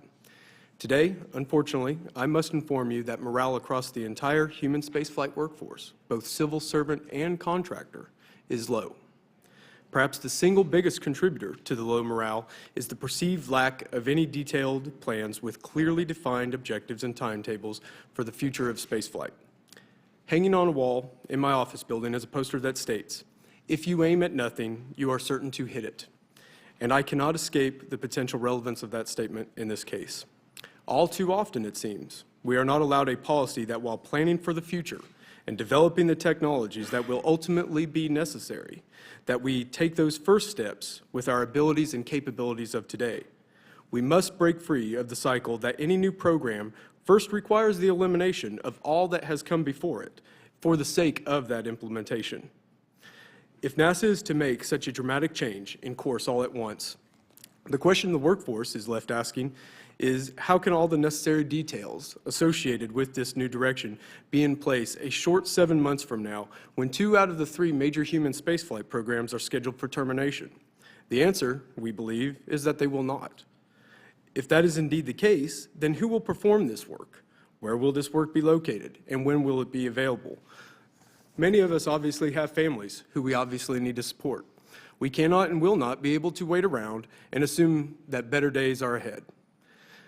For the nation and this industry, the result will be a workforce with valuable and unique skills and experience that will be greatly diminished or lost completely, and one that cannot be rebuilt without significant time and effort. Contributing to the workforce dilemma is the apparent arbitrary 2010 retirement date of the shuttle. It would be far easier to stand down this unique capability if there were other vehicles ready to fill the void that shuttle retirement will surely create. We had hoped that we could pass the torch onto the follow-on program. Now, however, it simply looks like we're extinguishing it, regardless of the circumstances that that decision will create. As of today, no American replacement vehicles exist that are operational, and the nation is hinging the sustainment and full utilization of the International Space Station, our $100 billion investment, 26 years in the making, on the hope and assumption that they arrive. In my opinion, that is a strategic mistake of vast proportions, and one that requires the utmost reconsideration from all levels of the federal government. Instead, we have chosen to rely on a foreign nation as the sole method of transport for an unspecified amount of time to a space station which owes its very existence to U.S. leadership and has been so heavily funded by the American people. In general, this has been interpreted as a lack of faith from our government in our ability to fly the most capable vehicle to ever orbit and return to the Earth in support of the ISS. The reality of the situation is that we need a better and smoother transition that recognizes the new robustness of the space shuttle performance, and one that does not instantly and all at once swing the pendulum to the opposite extreme. We need a transition that not only plans for the future with a detailed program, including timetables for beyond Earth orbit exploration, but also supports our immediate and critical mission, full utilization of the ISS. We need a transition that takes advantage of the capabilities of multiple commercial providers in combination with any potential NASA follow-on vehicle to ensure that use of ISS. At present, this use can only be accomplished with the extension of the Space Shuttle program. Once these commercial providers or other capabilities have met the appropriate performance milestones that prove their capability, then that is and should be the trigger for shuttle retirement. If this nation allows ISS to degrade and not realize its full potential, then potentially so does the business case for these commercial providers. Extension of the shuttle program also opens up the possibility of a shuttle-derived heavy lift vehicle. A recombination of shuttle elements into a new inline configuration could yield that capability in just a few years and take advantage of the natural synergies between shuttle, the potential HLV, their shared infrastructures, and the current experience base of the workforce. Finally, we have heard a lot about education and inspiring the next generation. It's an obviously worthy goal. My fear is that kids who would otherwise do well in this field will ultimately be discouraged from entering it by multi-generational programs where we promise to go somewhere and then always retreat. If we as a nation are serious about spaceflight, then that is something that we must absolutely change. I never saw a man walk on the moon, and that was something already relegated to history books by the time that I was born. My real concern with the current proposal is that my girls will grow up in a country where they too have to look to the history books to see what this nation used to be capable of achieving. Thank you again, Mr. Chairman, and I'm happy to respond to any questions you or other members may have. Thank you, Mr. Mike Snyder. Mr. Tom Young. Chairman Nelson and Mr. Vittner, I'm pleased to have the opportunity to comment on the proposed fiscal year 2011 NASA budget. As requested, I will concentrate on NASA's budget proposal beyond human spaceflight. However, I can't resist offering a few comments on human spaceflight at the conclusion of my remarks. It's important to define the basis and criteria for my assessment. I believe what NASA does says much about our country. What NASA does is very much a part of what we believe to be important, our role in the world, and our values. I have no doubt NASA's accomplishments in the past 5 decades, to use an Olympic analogy, have placed the United States at the center position on the podium. We must assure that our current decisions result in a continuation of this success. The operational elements of the NASA budget are science, aeronautics and space research and technology, and human spaceflight, including both exploration and space operations. There is significant growth in the new science budget as compared to fiscal year 2010 budget. This growth is in earth science. Planetary science and astrophysics are largely unchanged, and some decline exists in heliophysics. The National Academies produce decadal surveys that provide scientific basis and proposed priorities for each discipline of science. I have the privilege of serving as Vice Chairman of the Space Studies Board, which along with other boards provides oversight of the decadal surveys. I'm also a member of the committees currently conducting astrophysics and planetary surveys. The decadal survey process is enormously comprehensive, representing the best in scientific debate and decision-making. The result is a 10-year plan with extraordinary support and credibility. The Earth Science Decadal has been available for a few years and provides a sound basis for the growth proposed in the fiscal year 2011 budget. Astrophysics and planetary surveys are currently in development. While the proposed budget will support impressive astrophysics and planetary missions, there are extraordinary mission opportunities responsible to the most profound questions concerning our solar system and the universe that will not be affordable. I believe the same observations are true for heliophysics, which is just beginning the next decadal survey process. In summary, much can be accomplished within the proposed science budget that will contribute to our understanding of Earth, our solar system, and the universe. Although it is frustrating knowing that there are worthy opportunities that cannot be accomplished within the proposed budget, there is some consolation in knowing we're implementing the best of the best. The growth in aeronautics and the new space technology line are most positive. It is difficult doing the things NASA does without a strong technology base. The proposed space technology line will strengthen this critical area. The growth in aeronautics and the new space technology program should be strongly supported. There's also considerable technology funding included in the exploration budget. While significant benefits can be realized from the total proposed technology investments, we must recognize the lack of focus and identified mission uses can result in wasteful and non-productive hobby shop activity. Much is yet to be done to structure a technology program that is properly focused. It is easy to spend technology money. It's hard to spend it productively. And a critical aspect of spending it productively is to have it as a part of an integrated strategy. That brings me to my overarching comments on human spaceflight. The Augustine Commission report had a subtitle that I believe deserves our attention: a human spaceflight program worthy of a great nation. I believe the human spaceflight program contained in the proposed fiscal year 11 budget fails this test.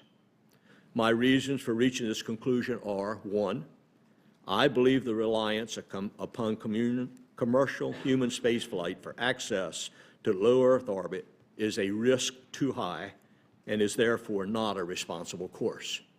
I do hope the commercial endeavors are successful. 2, the absence of a clearly defined human exploration program with no expectation of any human exploration for decades is not consistent with my views of a great nation. We can only hope that by this time next year, we will recognize that our current course is not tenable, address those areas that need the most attention, and reestablish a human spaceflight program once again deserving of a great nation. Thank you. You are an excellent panel.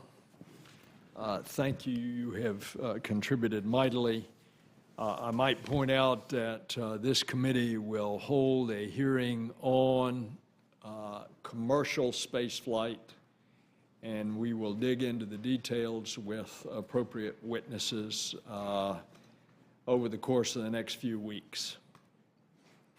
Let me ask just a few questions, and we'll round out this hearing today. For Hoot Gibson, how do you think NASA will certify crew safety on commercial vehicles? I'm not sure what their approach stands right at this moment, but the way that they need to do it needs to be the way that we have always done it with our inherent NASA-developed crew vehicles, and namely by following the human rating standard that NASA has in place for these vehicles.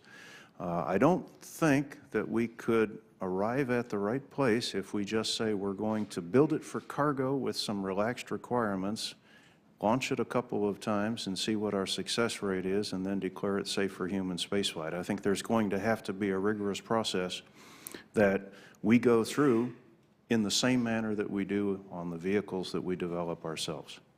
So the agency is going to have to define a process to validate the commercial providers for human requirements. Yes, and many of these, Mr. Chairman, are very specific items, the design of the electrical systems, the design of the structure, the structural margins, all of these things are very much spelled out in the human rating standards, and we're going to have to make sure that every step of that process is followed by the commercial providers as well. I'm going to ask a question that I know your answer is yes, but I want to get it on the record. Should the astronaut office be involved with this certification and validation process? Absolutely, yes, Mr. Chairman. You are a propulsion expert. Is heavy lift a priority? Yes, it is. Yes, it is. With all of the comments that we've heard from the Augustine Commission and all of the direction that we have seen in the country in many years now, for many years now, we need to branch out beyond low Earth orbit, and that's going to require heavy lift for us to do that. And the obvious path, in my opinion, for us to follow at this point is to leverage the $9 billion of investment that we have already made in the previous program and take the things that we have developed, which are in direct support, as I mentioned earlier, of the heavy lift vehicle. If we take the cancellation costs that are involved in that program and add it to the amount we've already spent, we wind up with a fairly significant price with nothing to show for it. If we continue the testing up through the Envision testing at this time, we can accomplish that at no additional cost over what the price would have been, and we wind up with something instead of winding up with nothing.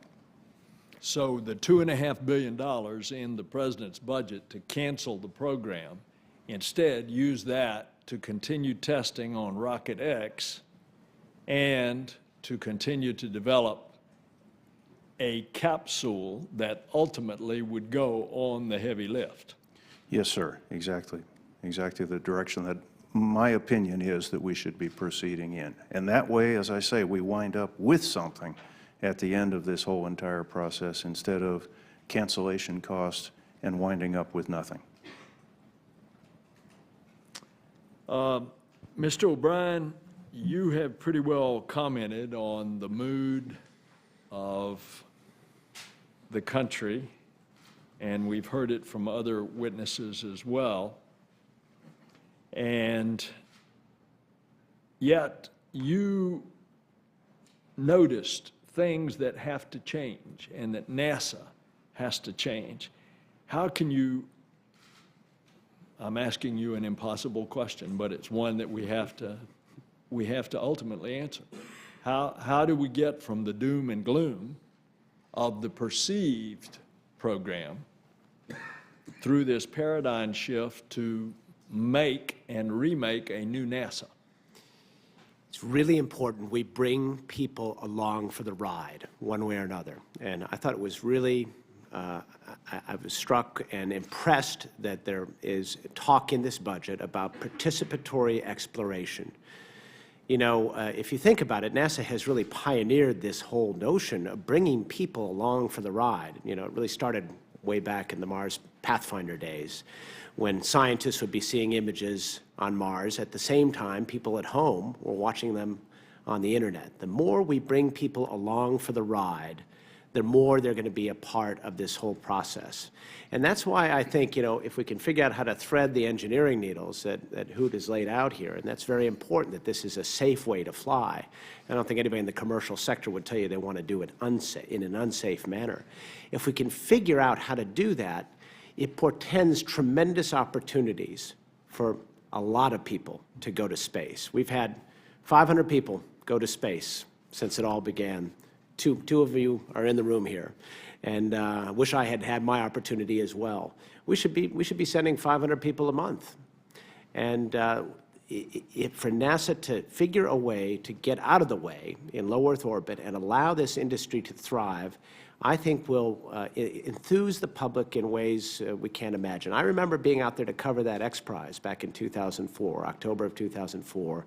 It was positively electric in the atmosphere out there, because even though it was a suborbital hop, something we did in 1961 with Alan Shepard, it was just a rank civilian doing it.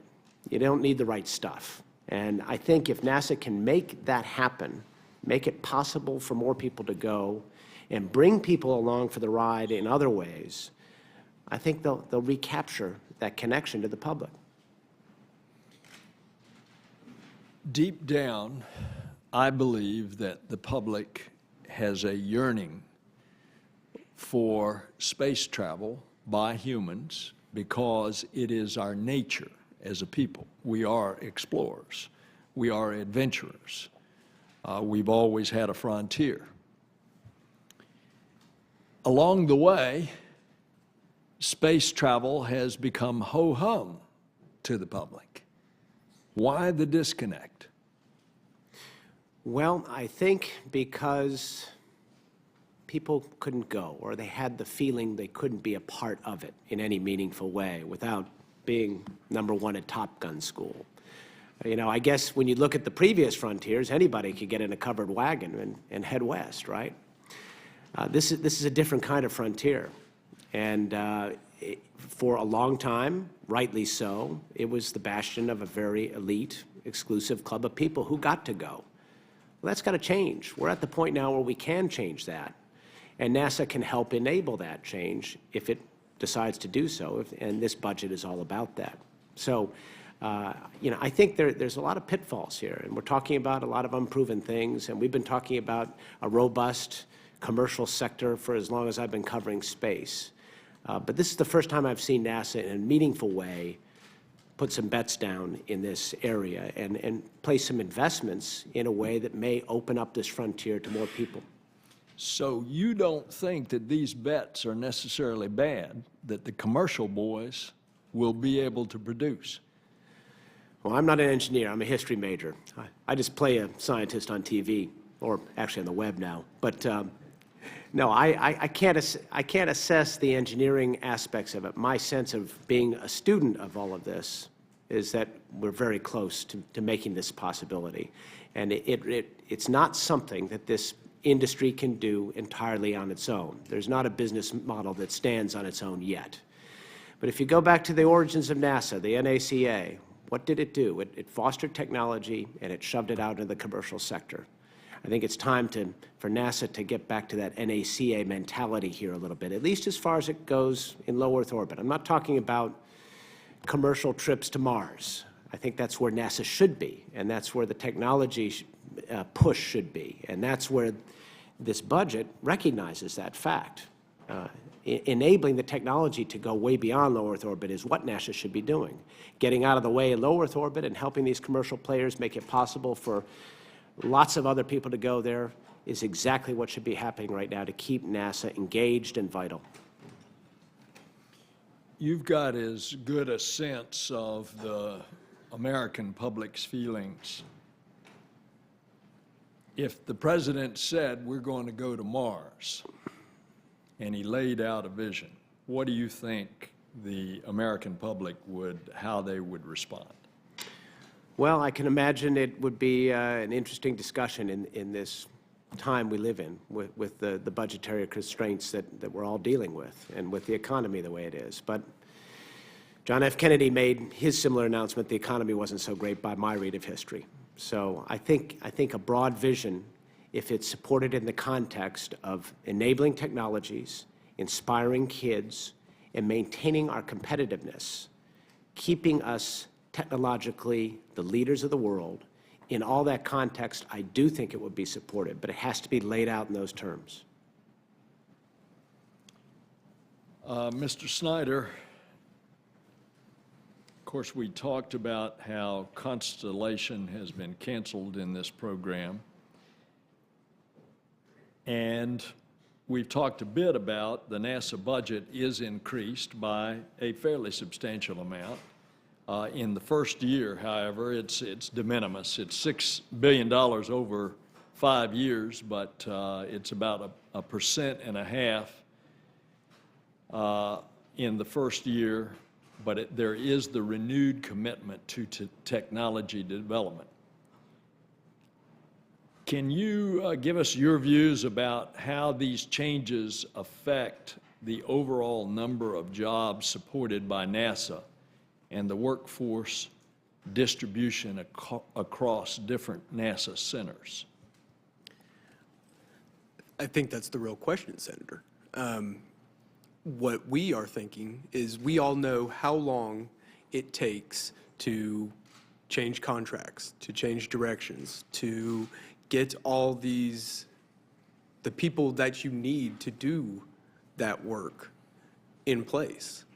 And given the fact that we are 7 months away from the end of those programs, many of us are going to have no choice but to disperse, to go off into other industries, to go potentially to other states, to other locations, to do what we need to do to support our families. Now, ultimately, eventually, those contracts will be in place. Will people necessarily be able to or want to jump ship back to NASA? I don't think so, because there's going to be a feeling of being burned, of it being unstable, and all those factors that will go into it. And so you are looking at a net loss, significant net loss of experience that I do not think is going to be easily reestablished. As I have shared privately with various people in the government, including NASA, about trying to take care of the workforce with additional work, such as emphasis in this budget on research and development. It is my hope that you could see in part of this workforce transition that there is a specific plan put in place by NASA for that transition, so that those areas that are hard hit by the retirement of the shuttle and the cancellation of Constellation would have a softer landing. If I sense correctly that the Congress is at least going to make a stab at, don't call it Constellation, call it the continuation, as Captain Gibson has, of testing, of test rockets that would lead us in the R&D process of developing a heavy lift vehicle and the capsule to go do what NASA can do best, which is explore the heavens. Then that, of course, will be some amelioration of the jobs and would give some part of your workforce that you're referring to some hope. You want to comment on that?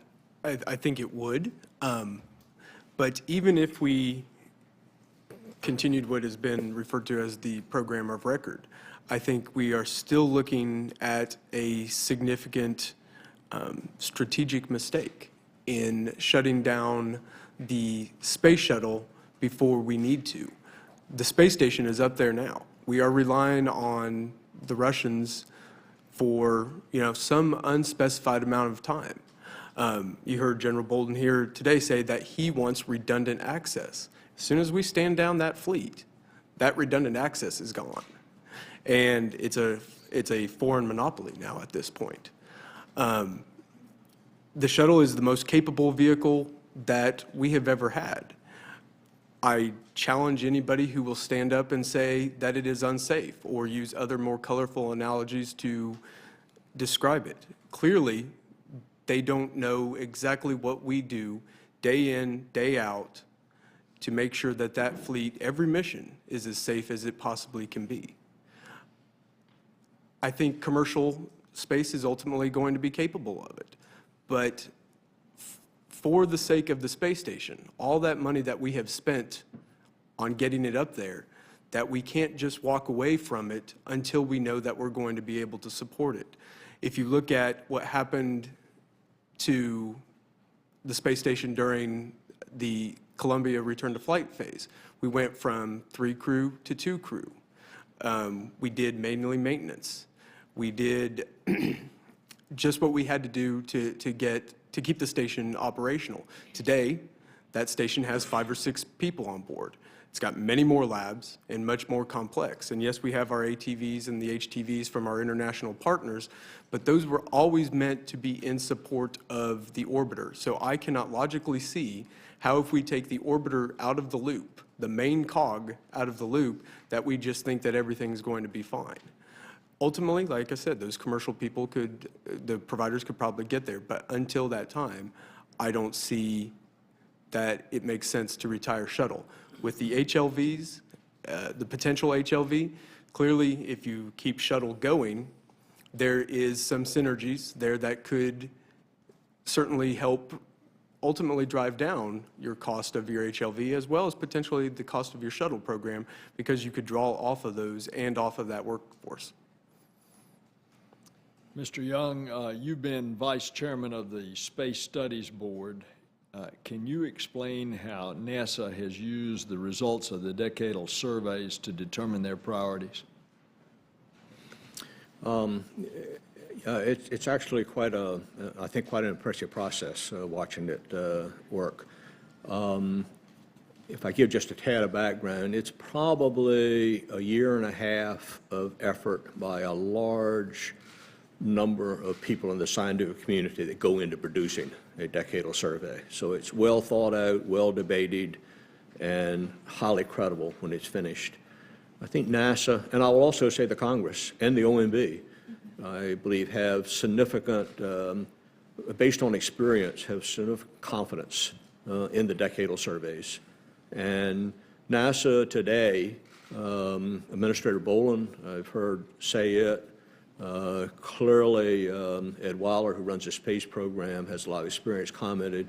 They look at it as the basis for the science program that NASA and the country does today. So we really have a very comprehensive process that I think we should be very proud of. And the net result is that we really do things that are the absolute best of the options that are out there, which is the reason that we make considerable progress on understanding both the Earth, our solar system, and the universe. You have been chairman of the independent review team that looked at the INPOSE program. This is a program between several agencies. Now, the administration's new plan would greatly increase NASA's role. What's your reading of the administration's recent restructuring of the INPOSE program? It's extraordinarily better than status quo. And though we probably went further in our recommendations, I think it's time to get on with the program, and I would strongly recommend support for the restructured program. Well, we have had a good hearing. This is the first step on a journey of many, many steps. And we will keep the record open for 2 weeks for senators to submit questions for the record. Thank you all for your participation. It has been excellent, and the meeting is adjourned.